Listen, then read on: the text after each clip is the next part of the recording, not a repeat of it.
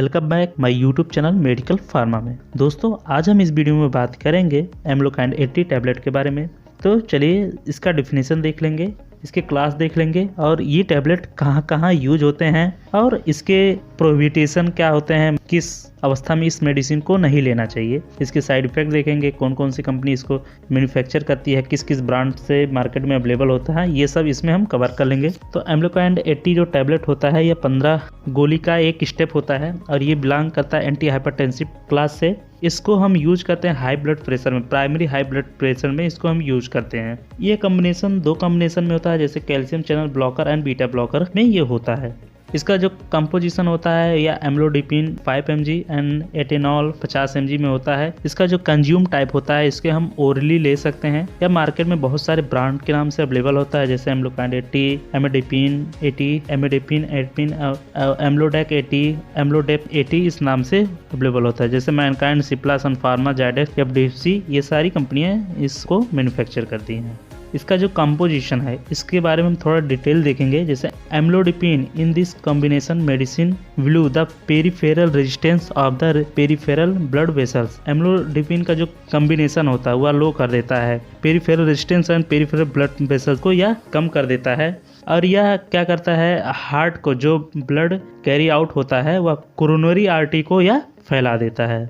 Exercise capacity of the patient increase, या patient को exercise करने की क्षमता प्रदान करता है। और उसके बाद एटेनॉल को देख लेंगे, इसका क्या वर्क होता है। एटेनॉल जो होता है, एटेनॉल बीटा ब्लॉकर होता है, यह पेशेंट के ब्लड प्रेशर एंड उसके हार्ट रेट को कम कर देता है।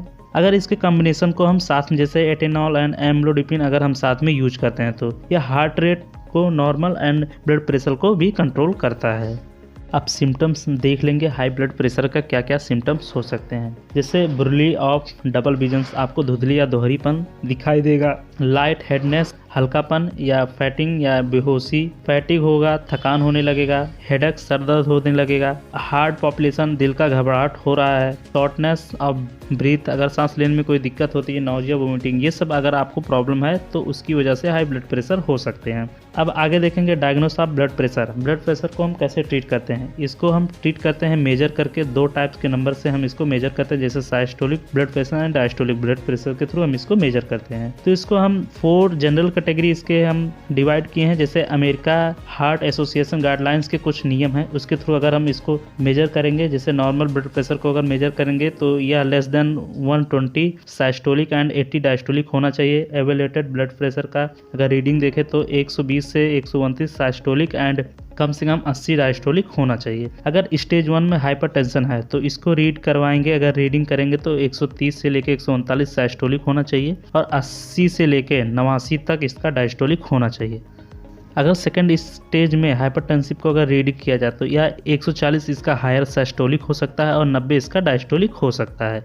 अगर आपको सीरियस केस में हाइपरटेंशन की प्रॉब्लम है तो आप डॉक्टर को इमीडिएटली कंसल्ट ले सकते हैं। जैसे 180 हायर है और डायस्टोलिक 120 है तो आप डॉक्टर से इमीडिएटली कांटेक्ट कर सकते हैं। अगर आप इलेक्ट्रॉनिक ब्लड प्रेशर मशीन से घर पे ही मेजर कर रहे हैं तो आप अमेरिका के हार्ट एसोसिएशन गाइडलाइन को फॉलो करना पड़ेगा। आगे देखेंगे treatment of blood pressure. Blood pressure को हम कैसे ट्रीटमेंट कर सकते हैं। जैसे आपको स्मोक को अवॉइड करना पड़ेगा, हेल्दी फूड खाना पड़ेगा, स्पेशली उसमें आपको लो सॉल्ट खाना पड़ेगा, एक्सरसाइज करना पड़ेगा डॉक्टर के डायरेक्शन के अनुसार, आपको अपना वेट कम करना पड़ेगा और लिमिटिंग अल्कोहल के लिमिट को कम करना पड़ेगा। अगर जैसे कोई लेडीज है तो उसको 1 ड्रिंक पर डे लेना है, या तो कोई मैन है या आदमी है उसको 2 ड्रिंक पर डे। इसकी मेडिकेशन की बात की जाए तो एम्लोकाइंड 80 का कहाँ कहाँ यूज हो सकता है। इसका यूज हम कार्डिया एचीमिया में करते हैं, एंजाइना में करते हैं और हाइपरटेंशन में इसका यूज हम कर सकते हैं। निषेध, प्रोहिबिटेशन, मतलब आपको कौन कौन सी प्रॉब्लम में इसको नहीं लेना चाहिए, जैसे हाइपर सेंसिटिविटी या हाइपोटेंशन या गर्भावस्था या कार्डियोजेनिक शॉक अगर लगा है, कंजस्टिव या कार्डियो फेल है, हार्ट ब्लॉक हो गया है, तो इस अवस्था में आप इसको नहीं ले सकते हैं या आपके लिए यह खतरा हो सकता है। या टैबलेट फॉर्म में मार्केट में अवेलेबल होता है जो आसानी से मिल जाता है। साइड इफ़ेक्ट की बात की जाए तो या वेरी लो ब्लड प्रेशर, आपकी ब्लड प्रेशर बहुत ही लो हो जाएगा, हाइपोटेंशन होने लगेगा, डिजीनेस सिर चकराने लगेगा, हेडेक सर्द होने लगेगा, आपकी मांसपेशियों में दर्द होने लगेगी, सुस्ती आने लगेगा, चेस्ट पेन होने लगेगा, आपको सांस फूलने लगेगा, पैरों में सूजन आ जाएगा। यदि आप इस मेडिसिन को यूज कर रहे हैं तो डॉक्टर की सलाह जरूर लें। स्पेशल प्रिकॉशन की बात की जाए, विशेष सावधानियां, तो इस मेडिसिन को हम चाइल्डहुड या बच्चे या प्रेग्नेंट वुमेन को नहीं दे सकते हैं। यदि कोई महिला अपने बच्चे को दूध पिला रही है या कोई ओल्ड पर्सन है तो उसको बहुत केयरफुली इसको दिया जाएगा। डायबिटीज़ पेशेंट है या किसी को किडनी की प्रॉब्लम है तो इस मेडिसिन को बहुत ही सावधानी से दिया जाएगा। ड्रग इंटरेक्शन की बात की जाए, यदि किसी का हार्ट फेल है तो उसको बिरापा मिल्क के साथ इस टेबलेट को दी जानी चाहिए। इंडोमेथासिन जो होता है इसके ड्रग इफेक्ट को कम कर देता है।